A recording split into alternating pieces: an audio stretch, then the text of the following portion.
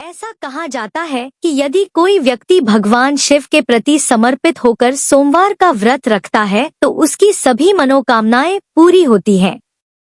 प्राचीन काल से ही शिव भक्त इस कथा को सुनकर सोमवार का विधि विधान से व्रत रखते हैं। एक समय की बात है, किसी नगर में एक साहूकार रहता था। उसके घर में धन की कोई कमी नहीं थी, लेकिन उसकी कोई संतान नहीं थी। इस कारण वह बहुत दुखी था। पुत्र प्राप्ति के लिए वह प्रत्येक सोमवार व्रत रखता था और पूरी श्रद्धा के साथ शिव मंदिर जाकर भगवान शिव और पार्वती जी की पूजा करता था।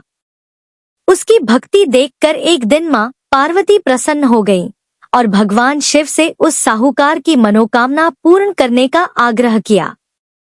पार्वती जी की इच्छा सुनकर भगवान शिव ने कहा कि हे पार्वती, इस संसार में हर प्राणी को उसके कर्मों का फल मिलता है और जिसके भाग्य में जो हो उसे भोगना ही पड़ता है। लेकिन पार्वती जी ने साहूकार की भक्ति का मान रखने के लिए उसकी मनोकामना पूर्ण करने की इच्छा जताई। माता पार्वती के आग्रह पर शिवजी ने साहूकार को पुत्र प्राप्ति का वरदान तो दिया, लेकिन साथ ही यह भी कहा कि उसके बालक की आयु केवल 12 वर्ष होगी। माता पार्वती और भगवान शिव की बातचीत को साहूकार सुन रहा था। उसे ना तो इस बात की खुशी थी और ना ही दुख। वह पहले की भांति शिवजी की पूजा करता रहा। कुछ समय के बाद साहूकार के घर एक पुत्र का जन्म हुआ। जब वह बालक 11 वर्ष का हुआ तो उसे पढ़ने के लिए काशी भेज दिया गया। साहूकार ने पुत्र के मामा को बुलाकर उसे बहुत सारा धन दिया और कहा कि तुम इस बालक को काशी विद्या प्राप्ति के लिए ले जाओ और मार्ग में यज्ञ कराना। जहां भी यज्ञ कराओ वहां ब्राह्मणों को भोजन कराते और दक्षिणा देते हुए जाना। दोनों मामा भांजे इसी तरह यज्ञ कराते और ब्राह्मणों को दान दक्षिणा देते काशी की ओर चल पड़े। रात में एक नगर पड़ा जहां नगर के राजा की कन्या का विवाह था, लेकिन जिस राजकुमार से उसका विवाह होने वाला था वह एक आंख से काना था। राजकुमार के पिता ने अपने पुत्र के काना होने की बात को छुपाने के लिए एक चाल सोची। साहूकार के पुत्र को देखकर उसके मन में एक विचार आया। उसने सोचा, क्यों न इस लड़के को दूल्हा बनाकर राजकुमारी से विवाह करा दूं। विवाह के बाद इसको धन देकर विदा कर दूंगा और राजकुमारी को अपने नगर ले जाऊंगा। लड़के को दूल्हे के वस्त्र पहनाकर राजकुमारी से विवाह कर दिया गया। लेकिन साहूकार का पुत्र ईमानदार था। उसे यह बात न्याय संगत नहीं लगी। उसने अवसर पाकर राजकुमारी की चुन्नी के पल्ले पर लिखा कि तुम्हारा विवाह तो मेरे साथ हुआ है, लेकिन जिस राजकुमार के संग तुम्हें भेजा जाएगा वह एक आंख से काना है। मैं तो काशी पढ़ने जा रहा हूँ। जब राजकुमारी ने चुन्नी पर लिखी बातें पढ़ी तो उसने अपने माता पिता को यह बात बताई। राजा ने अपनी पुत्री को विदा नहीं किया, जिससे बारात वापस चली गई।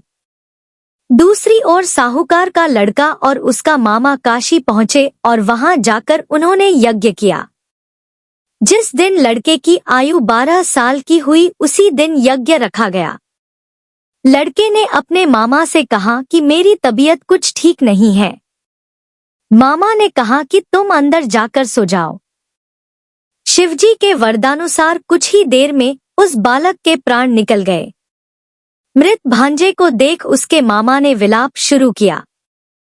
संयोगवश उसी समय शिवजी और माता पार्वती उधर से जा रहे थे। पार्वती ने भगवान से कहा, स्वामी, मुझे इसके रोने के स्वर सहन नहीं हो रहा। आप इस व्यक्ति के कष्ट को अवश्य दूर करें। जब शिवजी मृत बालक के समीप गए तो वह बोले कि यह उसी साहूकार का पुत्र है जिसे मैंने 12 वर्ष की आयु का वरदान दिया। अब इसकी आयु पूरी हो चुकी है। लेकिन मातृभाव से विभोर माता पार्वती ने कहा कि हे महादेव, आप इस बालक को और आयु देने की कृपा करें, अन्यथा इसके वियोग में इसके माता पिता भी तड़पत्र कर मर जाएंगे। माता पार्वती के आग्रह पर भगवान शिव ने उस लड़के को जीवित होने का वरदान दिया। शिवजी की कृपा से वह लड़का जीवित हो गया। शिक्षा समाप्त करके लड़का मामा के साथ अपने नगर की ओर चल दिया। दोनों चलते हुए उसी नगर में पहुंचे जहां उसका विवाह हुआ था। उस नगर में भी उन्होंने यज्ञ का आयोजन किया। उस लड़के के ससुर ने उसे पहचान लिया और महल में ले जाकर उसकी खातिरदारी की और अपनी पुत्री को विदा किया। इधर साहूकार और उसकी पत्नी भूखे प्यासे रहकर बेटे की प्रतीक्षा कर रहे थे। उन्होंने प्रण कर रखा था कि यदि उन्हें अपने बेटे की मृत्यु का समाचार मिला तो वह भी प्राण त्याग देंगे, परंतु अपने बेटे के जीवित होने का समाचार पाकर वह बेहद प्रसन्न हुए।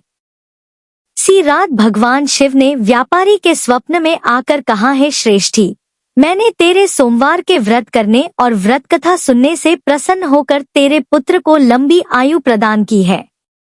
इसी प्रकार जो कोई सोमवार व्रत करता है या कथा सुनता और पढ़ता है उसके सभी दुख दूर होते हैं और समस्त मनोकामनाएं पूर्ण होती है।